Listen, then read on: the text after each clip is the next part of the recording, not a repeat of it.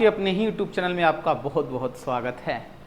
जैसा आप जानते हैं एसएससी का प्रैक्टिस सेट हम डेली लेकर आते हैं, तो पीछे हमने रीजनिंग का आपको प्रैक्टिस सेट 7 तक लेकर गए थे और आज हम लेकर आ गए हैं रीजनिंग का प्रैक्टिस सेट 8। उम्मीद है आप सब अच्छे होंगे और अपने अपने तैयारी में एकदम दिल से लगन से लगे होंगे और उसी तैयारी में थोड़ा सा रंग भरने के लिए हम अपना एक एक सेट बना कर लेकर आ जाते हैं। इसलिए हम लोग चलते हैं, आज हमारा रीजनिंग का ही सेट है। तो रीजनिंग के प्रश्नों को देखते हैं, ध्यानपूर्वक देखिएगा। ये प्रीवियस ईयर को ध्यान में रख के बनाया गया है, इसलिए आपके लिए काफ़ी महत्वपूर्ण होगा। चलते हैं हम लोग प्रश्न पर। जैसे देखिए यहाँ हमारा प्रश्न दिया गया है कि उस विकल्प का चयन करें जो तीसरे पद से उसी प्रकार संबंधित है जिस प्रकार दूसरा पद पहले पद से संबंधित है। जैसे दिया है बैल, ये तो मेल हो गया, और गाय फीमेल हो गया। वैसे ही यहाँ पर सिंह दिया है और पूछा है कि यहाँ क्या होगा, यानी सिंह का फीमेल होगा।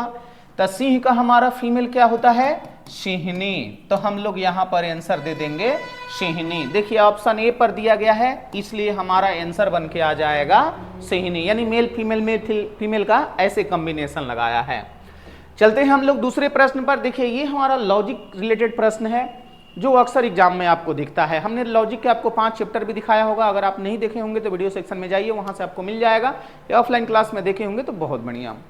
चलते हैं हम लोग यहाँ पर दूसरे प्रश्न पर। देखिए ये तार्किक रूप से अनुसरण कौन सा करता है कौन सा नहीं करता है, यही आपको बताना है। जबकि कथन दिया है जापान में काम करने वाले वैज्ञानिक प्रतिभाशाली हैं। जापान में जितने वैज्ञानिक काम करते हैं वो सब प्रतिभाशाली है। तो जरूरी नहीं है कि जापान में जापानी के वैज्ञानिक होंगे, दूसरे देश से भी आए होंगे। जो कि नीचे कहा है कुछ चीनी वैज्ञानिक जापान में काम कर रहे हैं, कुछ चीन के लोग जाके जापान में काम कर रहे हैं। अब आपको यहां से निष्कर्ष निकालना है। कहा है कोई भी चीनी वैज्ञानिक प्रतिभाशाली नहीं है। लॉजिक वाले प्रश्न में बताए थे दो सकारात्मक का कभी नकारात्मक नहीं हो सकता, इसलिए इस निष्कर्ष को हमने गलत काट दिया। फिर कहा है कुछ प्रतिभाशाली चीनी वैज्ञानिक जापान में कर रहे हैं। हाँ जी, वहां तो सभी लोग प्रतिभाशाली हैं और यहां से जो कुछ भी गए होंगे उनका भी प्रतिभाशाली में ही गणना होगा, इसलिए कुछ प्रतिभाशाली चीनी वैज्ञानिक जापान में काम करते हैं। ये हमारा क्या हो गया, सही।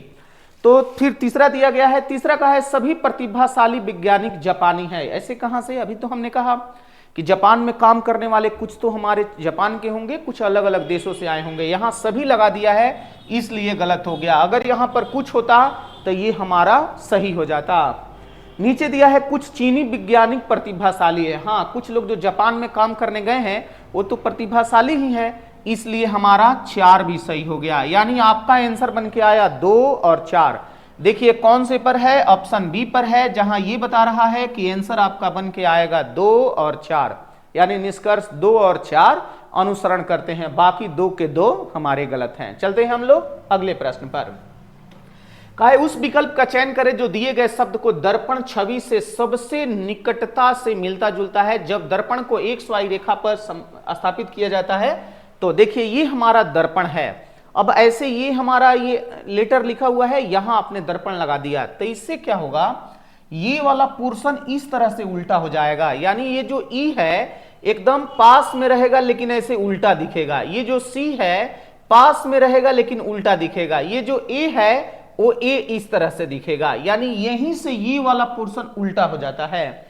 अब देखिए इस तरह से कहां लिखा है, तो ऑप्शन ए पर ही लिखा है, इसलिए हमारा आंसर बन के आ जाएगा ऑप्शन ए।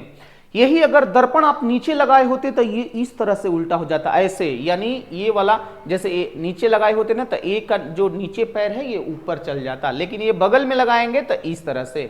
तो ये हमारा आंसर यहां बन के आ गया ए नंबर। ये नॉन वर्बल में हमने आपको बताया होगा, मिरर में, दर्पण में। चलते हैं हम लोग अगले प्रश्न पर।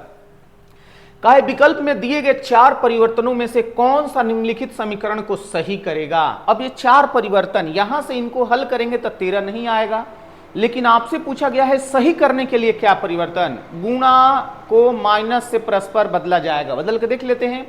गुणा यहां पर, माइनस यहां पर, ये 3 तिया 9 हो जाएगा, 30 में से 9 घटाएंगे तो 21, 13 तो नहीं आया, इसलिए ये हमारा क्या हो गया, गलत हो गया। गुणा को भागा से और माइनस को प्लस से बदला जाएगा, तो चलो कर देते हैं। गुणा के स्थान पर हमें दे देना है भागा और माइनस के स्थान पर दे देना है प्लस। आ गया जी। अगर 30 को 3 से भाग लगाते हैं 10 होगा और 10 में 3 प्लस कर देंगे तो 13 मैच कर गया। यानी क्या परिवर्तन करना होगा, बी नंबर। बी नंबर आपका कहा है कि आप गुणा को भागा कर दीजिए और माइनस को प्लस कर दीजिए। हमने करके देख लिया, जैसे ही करते हैं हमारा दोनों तरफ 13 सेट कर जाता है, इसलिए हमारा आंसर बन के आ जाएगा बी नंबर। चलते हैं हम अगले प्रश्न की ओर।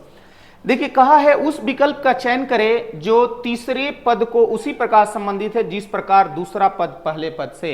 अब हमने देखा ये तो 11 है, यहाँ 169 यानी ये 13 का स्क्वायर है। तो हमें ऐसे लगा कि 11 के बाद 13 यानी 11 से 2 बढ़ाया गया है और उसी का वर्ग करके लिखा गया है। 11 से 2 बढ़ा के उसी का वर्ग, तो ये 18 है। 18 से 2 बढ़ाएंगे 20 और उसी का वर्ग कर देंगे तो हमारा आंसर बन के आ जाएगा 400 और तुरंत हमें अपना आंसर दे देना है 400। देखिए ऑप्शन डी पर दिया है, ये ही हमारा आंसर। ठीक है, ऐसे तो इसका बहुत सारे, कभी कभी क्या होता है कि अगर हम लोग 18 से 20 लगाए हो सकता है कि यहाँ पर दूसरा लॉजिक तो दूसरा आंसर भी, इसलिए ध्यान देना होता है कि कहीं दूसरा लॉजिक तो नहीं लग रहा है, दूसरा लॉजिक से दूसरा ऑप्शन तो नहीं ना दे रहा है, और अगर दे रहा है तो दोनों में से मजबूत पहलू कौन सा है। हमने आपको बताया था कैसे हमारा वेटेज भारी होगा, किस वेटेज के हिसाब से हमें अपना आंसर देना है। चलते हैं हम अगले प्रश्न पर। कहे उस अक्षर का चयन करें जो निम्नलिखित श्रृंखला में अगला अक्षर होगा। अब यहां से आपको बताना है कि अगला अक्षर कौन सा होगा। तो चलिए हम लोग यहां से देखें, MNO है, यहाँ PQ छोड़ा गया है, उसके बाद R दिया गया है, ST छोड़ा गया है, उसके बाद U दिया गया है, U के बाद यहाँ V और W छोड़ा गया है, X दिया गया है, Y और Z छोड़ा गया है, A दिया गया है। तो आप B और C छोड़ दीजिए और अपना आंसर D दे दीजिए, जो हमारा ऑप्शन ए पर है, इसलिए हमें अपना आंसर दे देना है डी। क्या था कि हमारा सीरीज में 2-2 छोड़ के तीसरा देते गया है, 2 बीच में छोड़ा है, तीसरा दिया गया, हम भी एकदम छोड़ते आ गए यहां तक, तो हमारा आंसर बन के आ गया डी नंबर। यहां से आंसर हम लोग अपना दे देंगे डी नंबर। चलते हैं अगले प्रश्न पर।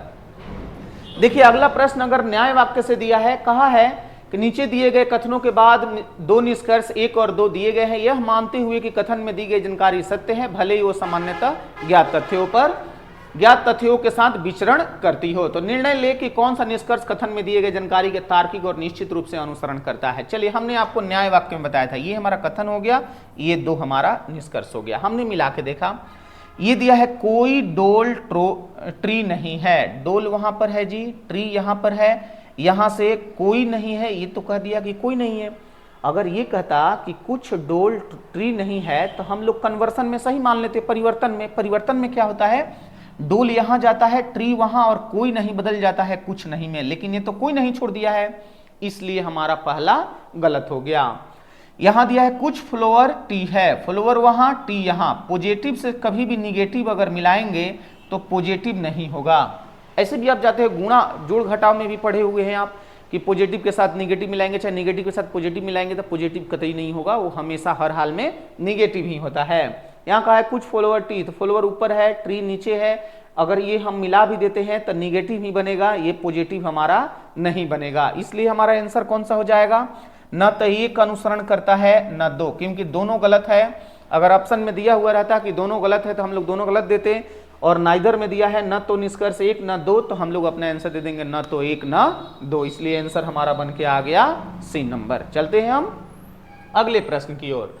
अगला प्रश्न देखिए दिया है D4, तो हम जानते हैं कि D 4 नंबर पर, ABCD D 4 नंबर पर होता है, वैसे ही D हमारा 7 नंबर पे होता है। तो आपसे पूछ दिया है कि गार्डन बराबर क्या होगा। यहां से हमने लिखा कि गार्डन बराबर, तो हम अलग अलग यहां से आप नंबर कर लेंगे। जैसे हमने आपको बताया था कि आप एक, ऐसे तो मीनिंगलेस होता है इजोटी, लेकिन यहां से बढ़ने घटने के लिए बड़ी आसान है, 5, 10, 15, 20 और 25।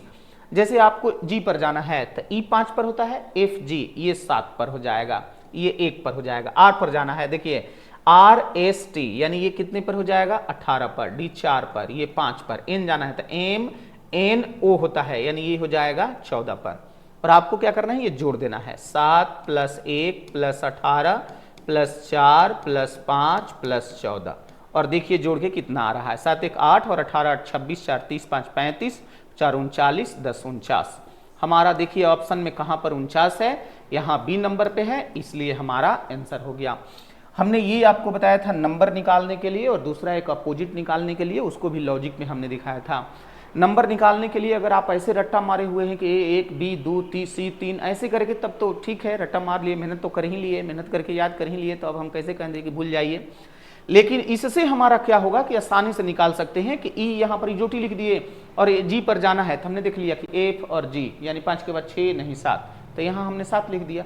ऐसे बिना रट्टा मारे भी आप आसानी से निकाल लेंगे और आपका आंसर बन के आ जाएगा 49। चलते हैं हम लोग अगले प्रश्न की ओर।